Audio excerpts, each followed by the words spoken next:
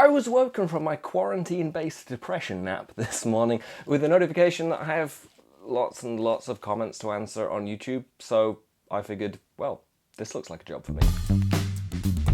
The eagle-eyed among you will have noted or noticed that I no longer have dreadlocks, and therefore I'm wholly unqualified to speak on this topic, but I would just say that I was doing this for many years, and for other reasons people said that I was wholly unqualified to talk on this topic, so I'm just going to do it anyway.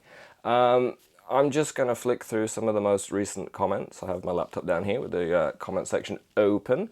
I'm going to be doing a lot of squinting because I'm not wearing my glasses, and apparently I've become really short-sighted. So let me have a scroll through. It's going to take me a minute to get through the comments that are just, people being mean to me because I have dreadlocks, and people being mean to me because I no longer have dreadlocks. Your dreads look like fat blunts. Not a question, really. Memow666 wants to know, should you put rubber bands in, and how long should you put rubber bands in when you're starting dreadlocks?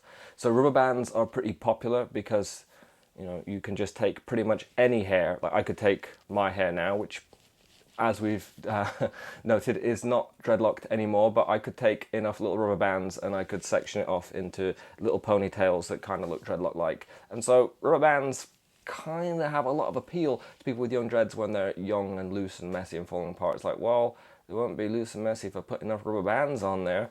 Problem is, when you kind of keep things held in rubber band, yeah, it's going to get like tangly, but it's not really going to dread in the same way as if the hair was able to move around and properly mat up. And also, you leave the rubber bands in there long enough and they're going to get matted into the dreadlock and become a nightmare to take out. Also, the rubber can rub against other dreads. If you've ever tried to tie your hair back with an elastic band, rubber band, and then try to take it out, you'll know that it just like cuts and pulls your hair apart because it's just like rubbing on hair. You don't want that all over your dreadlocks. So, with rubber bands, I do say that it's like kind of helpful when you're sectioning dreadlocks to use rubber bands to kind of keep everything in place, because if you're sectioning a whole head, you need to keep those sections in place. But once you've started the dreadlocks, I would not really keep them in there any longer than necessary. People are going to ask how long is necessary. I would take them out as soon as like you'd finished starting the first dreadlock.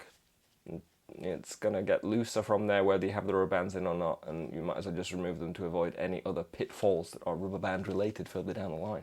I'm still getting comments on the video I did a Q&A wearing a shirt and tie. It's not a shirt and tie, it's a t-shirt that looks like a shirt. Actually, it's a t-shirt that looks like a Blues Brothers black shirt. It's got a little harmonica in the pocket. Why does it look like his head doesn't fit his body? Jessica Earhart. Someone told me that instead of pulling loose hair into the dread, they could build a loose cage of loose hair around the young dread to encourage it to tighten, but not force it. Is this better or worse? So, I believe this is referring to if you're crocheting, you could use the crochet hook to pull the loose hair into the dread, or alternatively, you could use the crochet hook to just kind of group up the loose hair around the base of the dread rather than actually pushing it all the way in. You can do this without using a crochet hook. What I would do is I would play with my loose hair, just like tangle it up, and then it would kind of ball up and mat up and just like push that towards the root of the dread. The root of the dread is usually kind of like more splayed out across the whole section, and you have this is going to look awful out of context, but yeah, the sort of splayed out part of the root of the dread, if you get anything tangled into there when that dread kind of grows, again, what is the context of this? It can pull that loose hair with it. So that could be a nice middle ground for you if you don't want to go straight on crochet, because either you don't want to crochet your dreads or you don't want the crocheted kind of texture that you can get sometimes when you crochet dreads. That should avoid that and should also help you sweep up some loose hair if that's what you're looking for. Why are your pupils so dilated? Probably because I'm filming these things in really dark rooms. Copy imitation. I've got distilled white vinegar and cleaning vinegar, but not apple cider vinegar. Will it make a big difference if I substitute the ACV? So, when you're deep cleaning your dreadlocks, you're soaking them in bicarbonate of soda and other jazzy stuff, and then rinsing them with apple cider vinegar. The reason that apple cider vinegar is usually the one that people recommend to go with is because that's kind of the least harsh vinegar. You don't have to use it. You can use a different vinegar, but if you're going to use anything other than apple cider vinegar, I would dilute it more. So I usually wouldn't pour straight apple cider vinegar on my head anyway. I would mix it with some water. If I'm using any stronger vinegar, I would put a lot more water in, and if you try it, you'll find out why. The vinegar is like super intense and will burn your eyes. Just the fumes of the vinegar, it's not particularly pleasant. So apple cider vinegar is kind of the most or the least worst unpleasant one. It's not quite as strong, it's a little bit fruitier, it's not quite as sharp. The other vinegars are going to be more intense, so you can use them if they are what you have. Probably wouldn't use malt vinegar, but a white vinegar is probably fine if you add enough water to it. Cost of 5x. Cost of 5x. Only reason I don't want to cut my ends is because I don't want loose / wavy / straight ends help. So this is a comment on a video where I've trimmed my dreadlocks and lopped the ends off to make them shorter.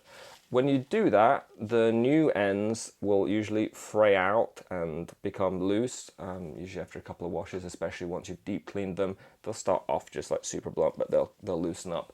And then they can become loose and wavy and curly. Some people like that, some people do not. Personally, I didn't really care either way. I tended to sort of prefer that because it would allow the water to drain out faster than if they were blunted. But for aesthetic reasons, if that's not what you're after, you can just maintain those ends back in again.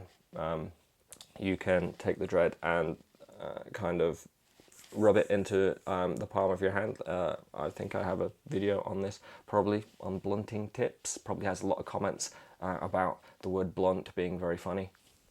And that will encourage it to blunt up, or you can just crochet the end in if you're happy with crocheting, and you can get those super smooth and blunt again as much as they were before you trim them. The only difference I guess you're going to encounter is if you have neglect freeform dreads where they have been able to blunt on their own at the ends, you might not be able to replicate that exactly. Phoebe Sanchez wants to know if marrying my dreads is smart. Now, I'm assuming, I really shouldn't assume anything in my comment section, that this does not mean white dress, ceremony, 2 rings. Oh, you could do. You could have one on your finger and one on the dreadlock. I don't think it means actual matrimony and marriage. I believe it's letting 2 dreads merge together to form one thicker dread. Some people call it Congo dreads, but yeah, it's what happens if you don't separate dreads. They will eventually fuse together and you'll end up with a chunky boy. If you have more dreads than you'd like, or you'd like them thicker or chunkier, you can set yourself up to make some chunky boys. I think when I started my dreadlocks, I had around 70, and by the time I finished, I had under 40 because most of them had at least paired up. Some hadn't, and some had like 3 or 4 in, so I had much chunkier ones than when I started. The upside is you don't have to do as much separating because you're kind of not doing that and just letting them merge together. The downside is you might not like how they merge together. You might find usually that the sections are now longer in one direction than the other because you put 2 dreads sideways and their sections are usually going to end up this size. And that can lead to the dreads being flat rather than round, flatter rather than rounder, which you might not like. And they can pull in ways that you didn't expect them to when they were single dreads, like a dread here and a dread here sit fine, but when they're together you might find that they pull too much in a corner. In most cases it's fine, I'll be honest. I like to be overly cautious with my advice, so I'm going to tell you the downsides, but the only issues I really had is the ones that I let merge around my face became annoying because suddenly I had like 3 across the front of my head rather than like filled out, and it's like, well, which way is this one in the middle going to lay? So I'd be cautious of that, but most of the time you're going to be fine. There will be horror stories. There are always horror stories. Okay. There are a lot of random questions after that, so I might leave it there because I don't know if anyone's actually watched this. You might have looked at this video and discussed and go, who is this man? This is not the man that we watched. If 8 people watched this and 8 people liked it, I'll consider this a success. And if those 8 people left me some more comments, maybe we'll do some more in the future. If not, then we won't, and I'll just go back to my not depression nap, quarantine nap. That's what it's now. That's what we're doing now. Don't think about the outside. Don't think about the outside. The outside doesn't exist. Sure. Thanks for stopping by.